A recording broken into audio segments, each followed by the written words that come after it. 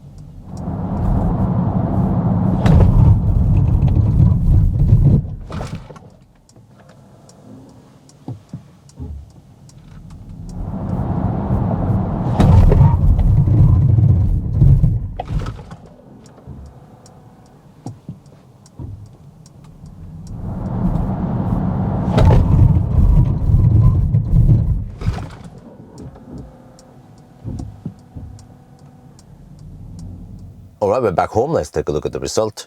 So the GLC, how well did it do it in the acceleration test?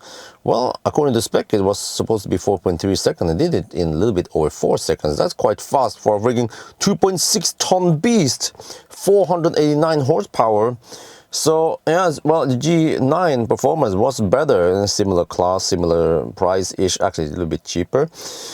And then further up here, you have Seeker 7X performance. Wow, that was... Huh? What kind of weight? Okay, slightly lighter, even more power. All right.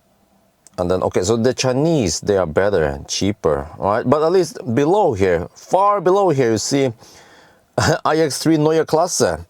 Yeah, 4.6 seconds only. Yeah, 2.4 tons. It's lighter, but, well, 400. Huh?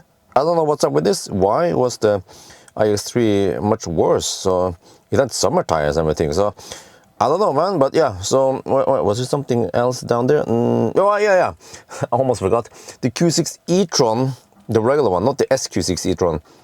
That's even more expensive, but the Q6 was 5.5 seconds, so only 387 horsepower for 2.6 tons. So, I mean, in the performance regard, I would say that the GLC was actually fairly fast, only beaten by the Chinese.